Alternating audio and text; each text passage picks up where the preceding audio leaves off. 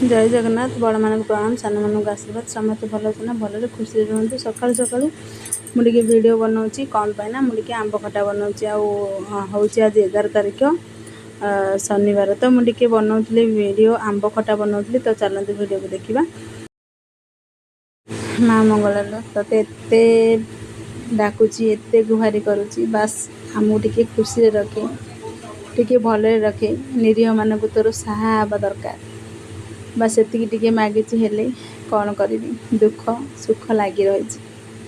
तो चलते सांग मैंने आज टी आंब खटा बनाऊँगी। तो आपण मान सहित टी सेयार कली आ पछरे बहुत सारा कांदिली बहुत सारा खुशी थी आउ बहुत सारा कांदिली कौन है कौन ना चलते देखा। एवं मुझे आंब गोटे काटी काटिकी गरम पानी टिके अल्प लुण देकी मुझे भलसे सिझे दूसरी अल्प माने बेसी सिझेबे दुई गोटे 2 मिनट सिझेबे।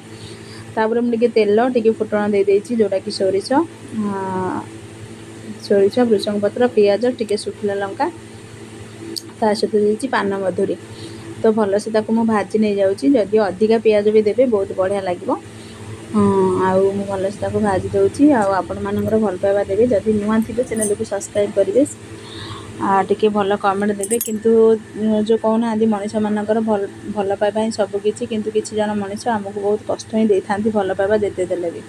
तो मुझे छाणिक आंब को काढ़ी देइछि आउठी मु भलरे फुटण भाजी दूँगी। भलरे फुटण भाजी सारा पर तो अल्प टिके मु पानी देदेली तापर टिके चीनी देदेली माने मो पाखे गुड़ अधिका नथिला टिके कम थिला जेहेतु माने ये आंब को मो स्टोर करिकि 10-12 दिन रखि पारिबे। आउ जदि फ्रिज थिबो ताहाले 10-12 दिन रहि परिबो बाहर भी 7-8 दिन रहि परिबो माने किछि हबनी माने खराब हबनी जो द्वारा कि आधेरे पानी अधिका रहबनी खाली गुड़ नले चीनी पाग करके दे परिबा। आ एटा होची मसला जोटा कि मु आधेरे पड़ची सब प्रकार फुटण जिनिस ग्राइंडिंग भाजिक ग्राइंडिंग होता मुझे पकईदी से पाउडरटा मझे पकईदी सजना आचार करी से मो पाखे थिला से मुझे मसला पकईदेली आउे चिली पाउडर पकईदी। तो जोटा कि आपण मानकर फेवरेट से आपण मैंने आड करेंगे। तो से आड कर भल से टे भाजी माने चीनी की आ गुड़ को भलसे मेल्ट करदेली। अल्प टिके मु लंका गुंड पकई आउ 2टा सुखिला लंका देती बासना पाई। तो चलते आमर ए तो रेडी हो गला। तो देखुए बहुत सुंदर बहुत टेस्टी बहुत बासना भी होची।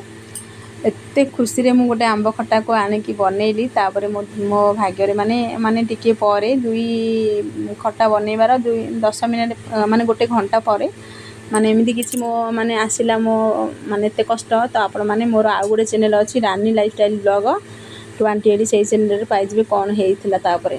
तो निश्चिंत पाइबे जोटा शॉर्ट वीडियो ऑलरेडी पड़ सारा लॉन्ग वीडियो में कहीदेवी कौन होती कौन ना।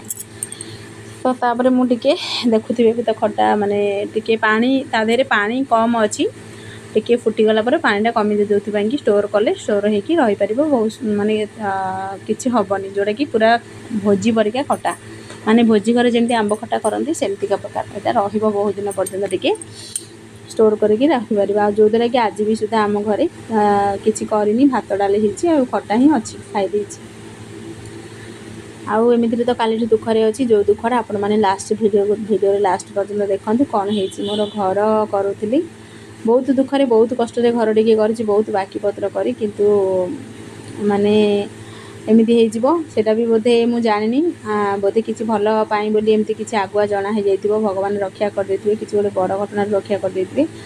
आ कौन कर जहाँ हबार थी तो हम दुखरे रही कौन हम बहुत कष्ट तो पाऊँच। तो चल भल दिन निश्चित आसो जड़े कि भाई कही कि दुखटा तो ये अच्छी जो खुशीटा आसो तो अंटी जगह रही। So thank you so much से आशीर्वाद से भल पाइबा थाऊ। तो ये रेडी हो मोर आंब खटा पूरा बहुत सुंदर भाव में बहुत टेस्टी भी होता आपण मैंने तो देखिक जानीपे बहुत खटा पर आईटी मोर कांद स्टार्ट कहीं मुझे किसी कष्ट पाइली आ बहुत जंत्रणा पाइली। आपण मैंने निहाती वीडियो को देखिए ये वीडियोटा मतलब रानी लाइफस्टाइल पाइबे कौन पाई कांदुचे आ लास्ट ए फोटोटा को देखिले जानीपे।